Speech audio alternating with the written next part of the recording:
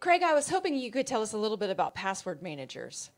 That's a topic near and dear to me. I love password managers. I recommend them to every company that I work with on their cybersecurity program because they solve so many critical problems. A password manager is like your safety deposit box at your bank, which holds your deed to your home or your life insurance. Well, on a password manager, you're putting critical bits of information into it, your username and password to all of your online accounts. So it could be your email account, your bank accounts, your anything that's really important to you would go into that and be encrypted and stored and saved for future reference when you visit that website. Again, the password manager just sits there on the side, looks at the domain name or the address where you're going, and inserts your username and password automatically. So it's as much a productivity tool as it is a security tool. Okay, so those are some great benefits. What are some additional benefits of having a password manager tool? Well, a password manager has a lot of security features built in. It will look at your passwords over time as it collects them because it sits in the background as you browse the internet and do your day-to-day job. And whenever you log in, it will prompt you, should I save this? You should say yes. And over time, it collects those. And then it'll start to see patterns like, oh, you've used this password on 2 different websites. You should change one. Because one of the keys to strong password hygiene is unique passwords everywhere you go.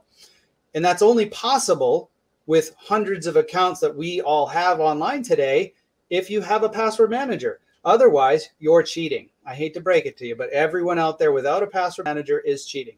So that's another benefit. If you go to a website by accident because you clicked on a phishing attack, the password manager will sit there dumb as a post. It won't fill in your username and password because you're not at the right web page. That's what hackers do all the time. They send phishing attacks to redirect us to bad pages to steal our credentials, and you won't be fooled if you're using a password manager.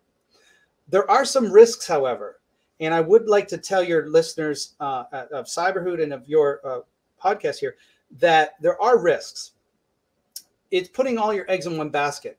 And if there should be no software ever made was perfect, and there are vulnerabilities. So you have to be aware that you must pick a very strong password to unlock your password manager. You should set up 2-factor authentication to unlock your password manager whenever you boot your computer.